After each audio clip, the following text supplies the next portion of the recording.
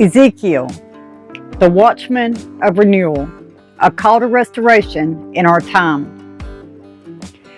Dear friends, seekers of truth, and children of the living God, there are moments in history when the heavens open, and a voice speaks, not in thunder, but in vision, not in comfort, but in fire, and not in ease, but in exile.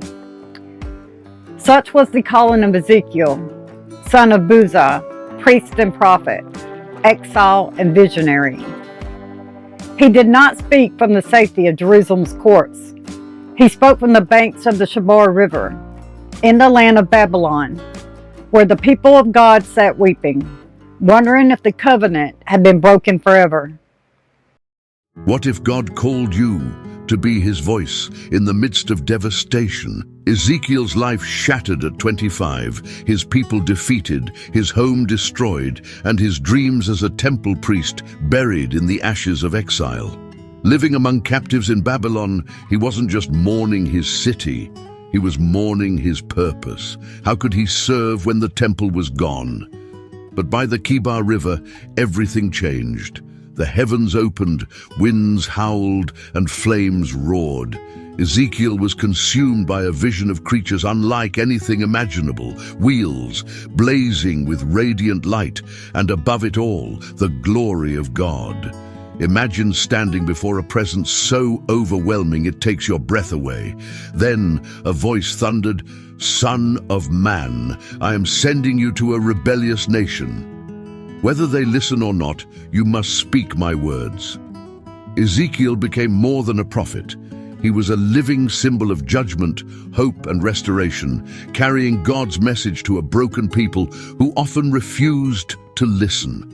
His visions are as terrifying as they are hope-filled, revealing a God who confronts sin but never abandons his people. Imagine this. The sky rips open and a storm unlike anything you've ever seen approaches, a swirling cloud, flashing lightning and fire blazing within. You hear the roar of rushing winds, the crackle of flames, and suddenly you see it, a vision so vivid, so otherworldly, it feels like your very soul is trembling. This was the moment Ezekiel's life changed forever. The book of Ezekiel begins not with a gentle introduction, but with a thunderous explosion of glory, a vision of God's presence unlike anything described before or since. Ezekiel, sitting by the Chebar River with fellow exiles, was likely lost in thought about his shattered homeland when it happened. And yet, into that despair, Ezekiel was called, not to soothe, but to awaken, not to entertain, but to warn, not to condemn, but to restore. As he lay face down, trembling, he heard God's voice for the first time. "Son of man, stand on your feet, and I will speak to you." Imagine hearing the creator of the universe address you personally, commissioning you for a mission far beyond your comprehension. This vision wasn't just for Ezekiel's benefit, it was for the exiles too.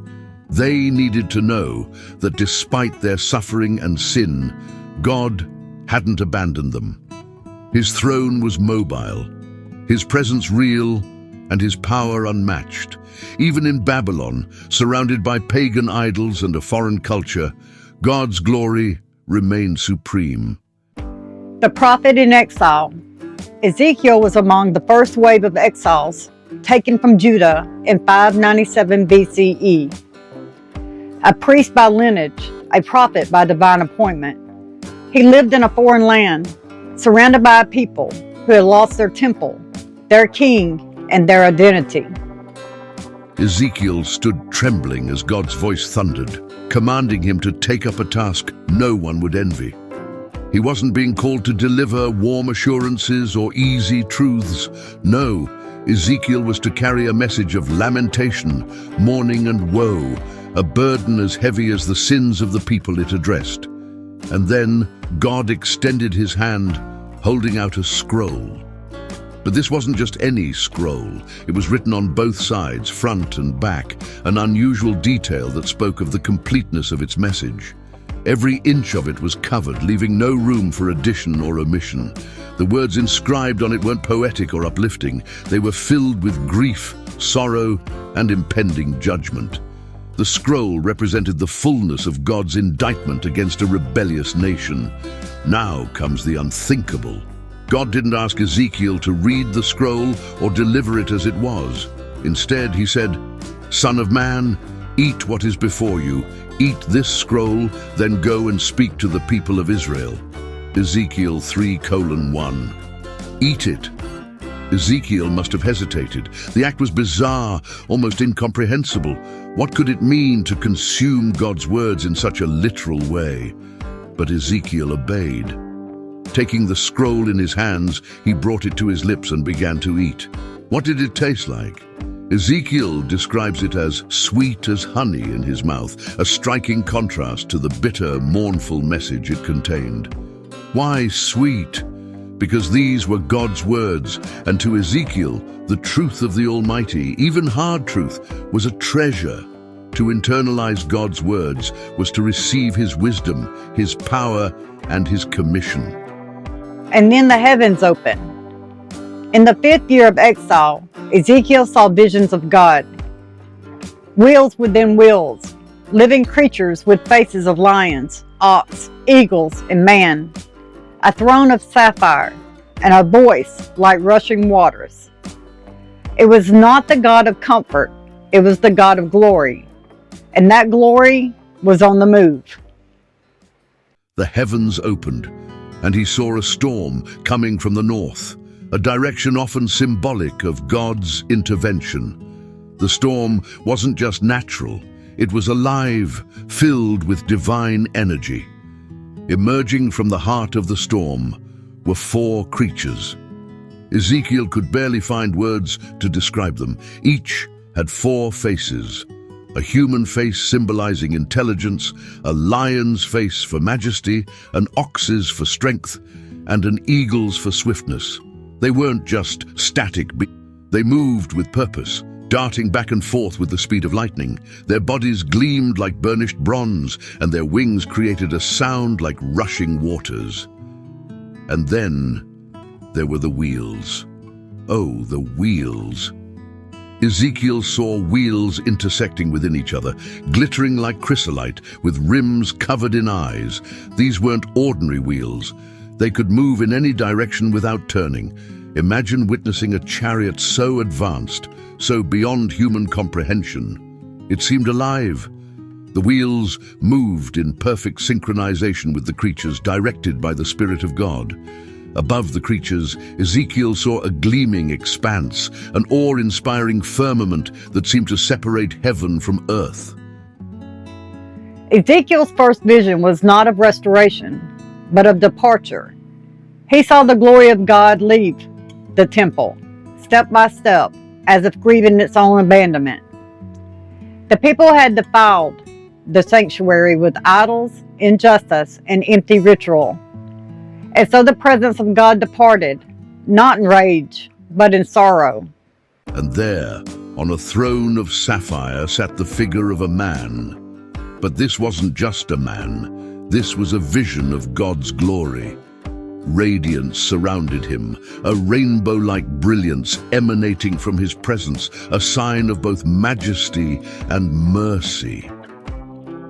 Ezekiel fell face down in terror and awe. This vision was no random spectacle. It was a revelation of God's nature and his desire to be with his people, even in exile, even in their rebellion. The throne on wheels symbolized that God's presence wasn't confined to the temple back in Jerusalem. He could go anywhere, reaching his people in their darkest places. But the wheels, the creatures, the storm, what did it all mean? Each detail carried profound significance. The creatures' 4 faces represented the completeness of God's rule over creation, while their unceasing motion pointed to his active involvement in the world. The eyes on the wheels, they symbolized his omniscience. Nothing escapes his gaze. And the fire and lightning, a reminder of his holiness and power, unapproachable yet awe-inspiring. Ezekiel wasn't just a bystander in this divine encounter. The Watchman's warning. Ezekiel was appointed as a watchman, not to predict, but to proclaim. He was told, if you do not warn them, their blood is on your hands. He was called to speak hard truths to a hardened people. He lay on his side for 390 days. Atop the city wall stands a lone figure, eyes scanning the distance, heart pounding as the faint tremor of approaching footsteps grows louder. This is no ordinary knight, and this is no ordinary figure. This is the Watchman, and his duty is clear. When he sees the enemy coming, he must sound the alarm, no matter the cost. In the ancient world, the role of the Watchman was one of the highest responsibility. Lives depended on his vigilance. If he failed to warn the city, destruction was inevitable. In Ezekiel's life, this imagery became a divine calling. God himself declared Ezekiel a spiritual watchman, not for a city, but for the entire nation of Israel. Ezekiel wasn't called to share easy truths. He was called to confront a rebellious people. He would deliver words of judgment to a nation hardened in sin, knowing full well they might not listen. God warned him of this, saying, "The people to whom I am sending you are obstinate and stubborn, but you must speak my words to them, whether they listen or fail to listen." Ezekiel 2:4-7. Ezekiel's calling wasn't just about delivering a message, it was about living it. He had to become the embodiment of God's word, a walking testimony of both judgment and hope. By eating the scroll, he demonstrated complete submission to God's will, even when it was hard, even when it cost him everything. Think about the courage it would take to accept such a calling. Imagine standing before people who despise you, knowing your words will sting like fire, yet speaking them anyway because they are God's truth. Son of man, I have made you a watchman for the people of Israel, so hear the word I speak and give them warning from me. Ezekiel 3:17. This wasn't a ceremonial title. It was a burden that could not be shrugged off. Ezekiel was tasked with delivering God's warnings of impending judgment. The sins of the people had piled high: idolatry, rebellion, and injustice. They were a nation teetering on the brink of divine wrath, yet they carried on as if nothing was amiss. Ezekiel's role was to wake them from their spiritual slumber. But Ezekiel wasn't just a passive observer. God commanded him to act out his message in unforgettable ways. In chapter 4, Ezekiel was told to lie on his side for 390 days, representing the years of Israel's sin, while eating rationed food cooked over cow dung. The act symbolized the defiled state of Israel's worship and the judgment to come. Why such theatrics? Because Israel's heart had grown so hard that words alone weren't enough. They needed to see their sin in stark, undeniable terms. He lay on his side for 390 days, symbolizing the years of Israel's sin. He shaved his head and divided the hair, burned, scattered, and struck to show the fate of Jerusalem. He saw visions of abominations in the temple, elders worshiping idols in secret, and women weeping for pagan gods, priests turning their backs on the altar. And yet, through it all, Ezekiel did not lose hope. Because even in judgment, God spoke of restoration. Idolatry wasn't just about breaking a rule, it was about breaking God's heart. One of Ezekiel's most dramatic moments came in chapter 8, where God showed him a vision of the idolatry happening in the temple itself, the very place where God's presence was meant to dwell. Ezekiel saw elders of Israel worshipping images of animals, women weeping for the Babylonian god Tammuz, and men bowing to the sun. Imagine a courtroom. The judge, robed in splendor, takes his seat and the gavel strikes. The accused, a nation chosen by God, loved beyond measure and blessed with his promises. The charge, idolatry. The evidence, heartbreaking betrayal. And the prosecutor, none other than the prophet Ezekiel, whose words will expose the depths of Israel's unfaithfulness in vivid and unforgettable ways. Ezekiel's task wasn't easy. God called him to hold up a mirror to Israel, reflecting their spiritual corruption. These weren't just minor indiscretions, they were grave offenses against the one who had delivered them from Egypt, made them his people, and established them in a land flowing with milk, honey. Yet time and again, they turned their backs on him, chasing after lifeless idols and adopting the detestable practices of surrounding nations. Through Ezekiel, God's case against Israel was laid bare. One of the most striking images came in chapter 16, where God described his relationship with Israel as a marriage. He recounted how he found them as an abandoned infant, helpless and near death. In an act of love, he rescued them, clothed them in splendor and lavished them with every good thing. I adorned you with jewelry. You became very beautiful and rose to be a queen. Ezekiel 16:11-13. But instead of gratitude, Israel betrayed him. God declares, "You took your beauty and made it into a high place for idolatry. You also took the fine jewelry I gave you, the food I provided, and the oil and incense I lavished upon you, and used them to worship idols." Ezekiel 16:16-18. The promise of renewal. Ezekiel's message was not just about destruction, it was about transformation.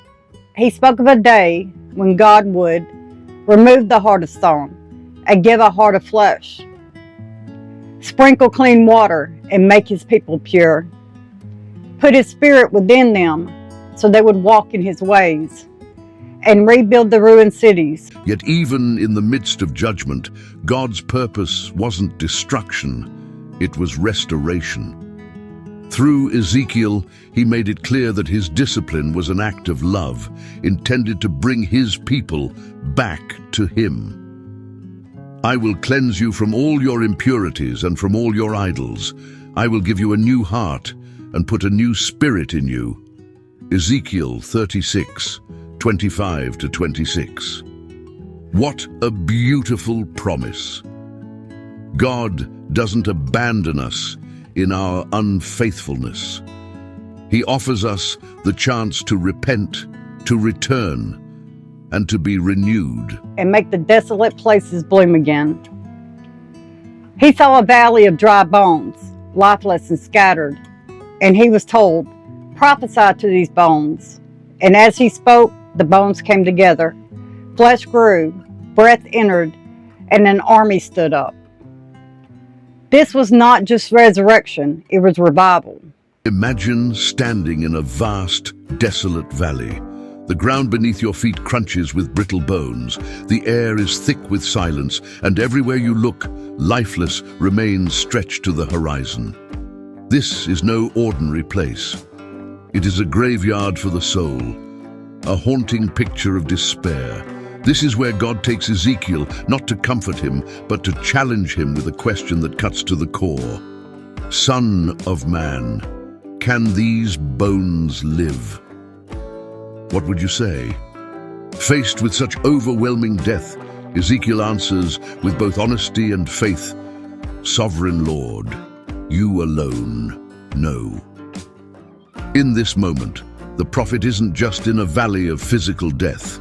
He's in the heart of Israel's spiritual devastation. The people of God, once vibrant and chosen, are now in exile, scattered, broken, and as hopeless as the dry bones beneath Ezekiel's feet. Their homeland lies in ruins, their temple destroyed, their identity crushed.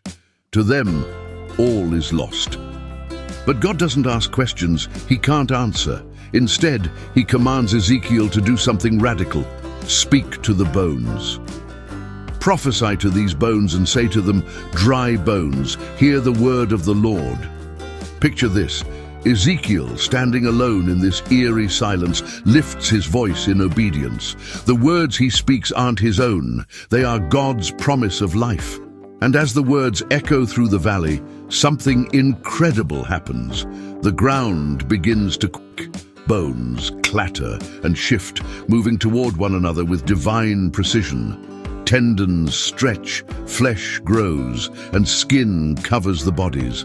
But even as these lifeless forms are restored, there's something missing: breath. They look alive, but they aren't truly living. God speaks again. Prophesy to the breath. Prophecy, Son of Man, and say to it, "Come, breath, from the four winds, and breathe into these slain that they may live."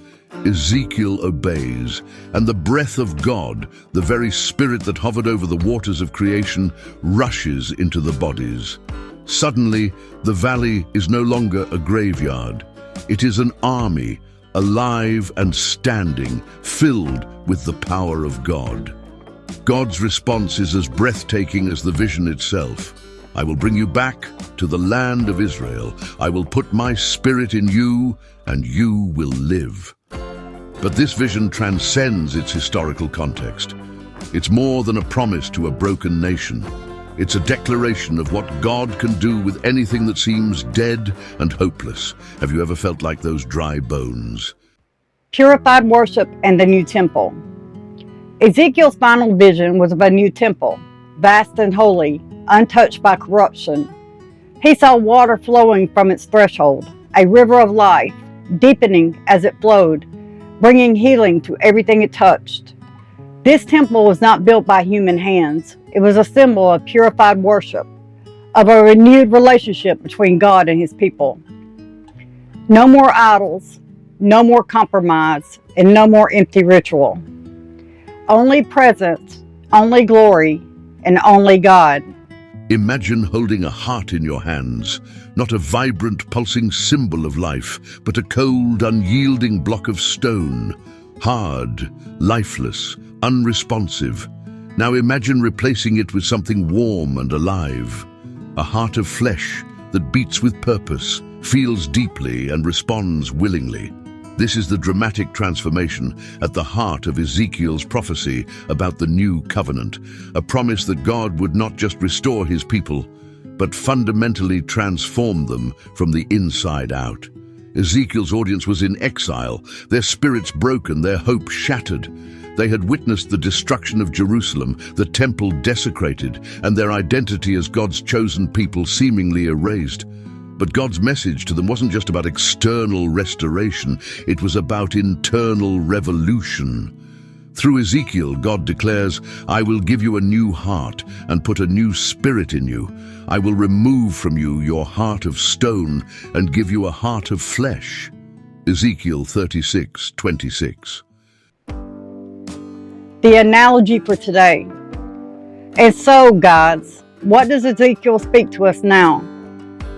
We too live in a time of exile, not geographic, but spiritual. We have built temples of convenience, altars of distraction, and sanctuaries of self. We have traded reverence for relevance, purity for popularity, and devotion for performance. And the glory of God, has it not departed from many places? But Ezekiel reminds us, departure is not the end. It is the beginning of renewal. We are called to be watchmen, to speak truth, even when it costs us. We are called to prophesy to dry bones, to believe in revival, even when all seems dead. We are called to rebuild the temple, not of stone, but of spirit. A temple where worship is pure, where hearts are soft, and where the spirit flows like a river. Like Israel, you might feel scattered, lifeless, and forgotten. But the same God who spoke life into that valley speaks to you today. God's question echoes through time. Can these bones live? And his answer is just as powerful now as it was then. I will put my spirit in you, and you will live. But here's the challenge. God invites us to participate in his work of renewal. He asks Ezekiel to prophesy, to speak life over what seems lifeless. What are the dry bones in your life that God is calling you to address? Where is He asking you to step out in faith and declare His promises, even when all you see is emptiness? The story of the valley doesn't end with the bones standing. It ends with God's Spirit filling them, making them not just alive, but purposeful, a mighty army ready to move at His command. This wasn't just a poetic metaphor. It was an indictment of their current spiritual condition. Israel's heart had grown cold and stubborn, hardened by generations of idolatry and rebellion. They had turned away from God's commands, choosing paths that led to destruction. But even in their failure, God's mercy remained steadfast.